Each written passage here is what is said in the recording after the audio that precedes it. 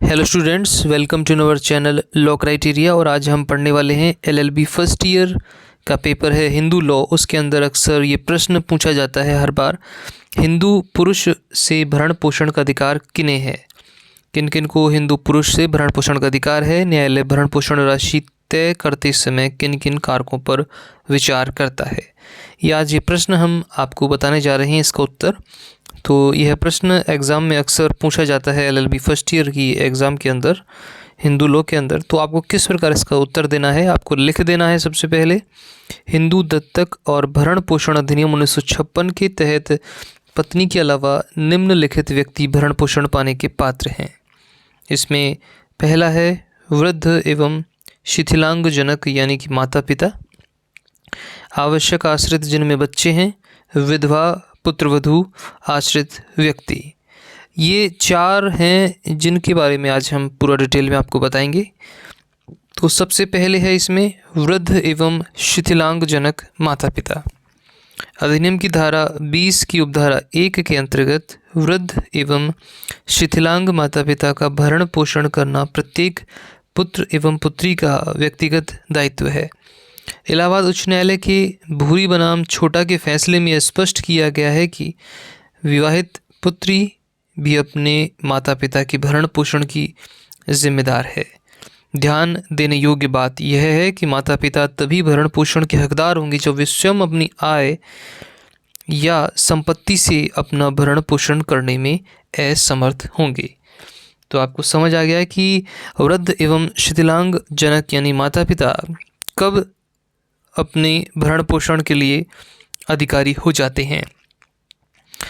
दूसरा इसमें पॉइंट है आश्रित, आवश्यक आश्रित यानी बच्चे। अधिनियम की धारा 20 के अंतर्गत निम्नलिखित बच्चे भरण पोषण के अधिकारी होते हैं, हकदार होते हैं। पहला है अवयस्क संतान है, अविवाहित पुत्री है, अनमैरिड डॉटर है। इसमें एक मामला था इस्मत बनाम बाबूलाल का था और ठाकुर प्रताप सिंह बनाम नारायण सिंह के मामले में स्पष्ट किया गया कि अवयस्क बच्चे अपने माता पिता से भरण पोषण प्राप्त करने के हकदार होते हैं। यानी अवयस्क संतान और अविवाहित पुत्री ये अपने एक पुरुष से आवश्यक मतलब कि भरण पोषण प्राप्त करने के ये अधिकारी होते हैं। तीसरा इसमें है विधवा पुत्रवधू। तीसरा पॉइंट है विधवा पुत्रवधू। अधिनियम की धारा 19 की उपधारा 1 के अनुसार हिंदू विधवा अपने ससुर से भरण पोषण प्राप्त करने की हकदार होती है। केल प्रमाणिक बनाम पप्पारानी के मामले में कोलकाता उच्च न्यायालय ने यह निर्णय दिया कि विधवा पुत्रवधू अपने ससुर से भरण पोषण प्राप्त कर सकती है, चाहे वह मिताक्षरा या दाय भाग शाखा से संबंधित हो। हालांकि यह अधिकार तभी लागू होता है जब विधवा पुत्रवधू अपनी आय या संपत्ति से भरण पोषण करने में असमर्थ हो। वह अपने पति, पिता, माता या अपनी संतान से भरण पोषण प्राप्त नहीं कर रही हो। यह अधिकार पुनर्विवाह करने या धर्म परिवर्तन करने के साथ समाप्त हो जाता है। अब चौथा है पॉइंट आश्रित व्यक्ति। अधिनियम की धारा 22 की उपधारा 1 के अनुसार मृतक की संपत्ति से उसके आश्रितों को भरण पोषण प्राप्त करने का अधिकार है। धारा 21 में निम्नलिखित को आश्रित माना गया है। इसमें पिता और माता को माना गया है, विधवा को माना गया है, अवयस्क धर्मज एवं अधर्मज पुत्र को, अवयस्क अविवाहित धर्मज एवं अधर्मज पुत्री को, विधवा पुत्री को, विधवा पुत्रवधू को, विधवा पौत्रवधू को, अवयस्क पौत्री एवं पौत्र एवं पुत्री को, अविवाहित भाई को। इनको क्या माना गया है? आश्रित व्यक्ति माना गया है। अब इसमें एक मामला था गुलजार सिंह बनाम तेज कौर के मामले में स्पष्ट किया गया है कि मृतक की संपत्ति का उत्तराधिकारी मृतक के आश्रितों के भरण पोषण का दायित्व वहन करेगा। भरण पोषण की राशि का निर्धारण करते समय न्यायालय द्वारा विचारणीय बिंदु जो कि धारा 23 के अंतर्गत ये होंगे, पक्षकारों की स्थिति और परिस्थितियाँ इसमें देखी जाएंगी। दावेदार की युक्त आवश्यकताएं क्या हैं।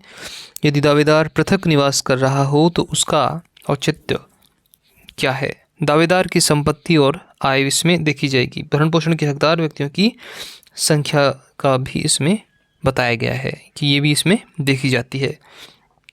अब सबसे अंत में निष्कर्ष निकलता है कि हिंदू दत्तक और भरण पोषण अधिनियम 1956 के तहत न केवल पत्नी बल्कि माता पिता, बच्चे, विधवा, पुत्रवधू और आश्रित व्यक्ति भी भरण पोषण के हकदार हैं। न्यायालय उनके विवेकाधिकार के तहत पक्षकारों की स्थिति, आवश्यकताओं और आय के आधार पर भरण पोषण की राशि का निर्धारण करता है। तो ये आज हमने आपको बताया कि हिंदू पुरुष से भरण पोषण का अधिकार किन्हें है। न्यायालय भरण पोषण राशि तय करते समय किन किन कारकों पर विचार करता है। तो ये प्रश्न अक्सर LLB फर्स्ट ईयर में पूछा जाता है हिंदू लॉ के अंदर।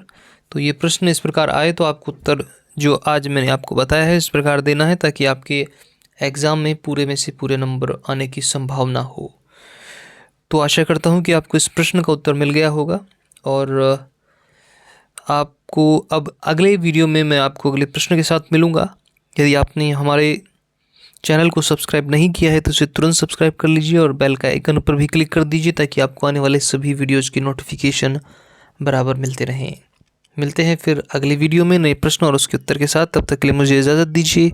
नमस्कार।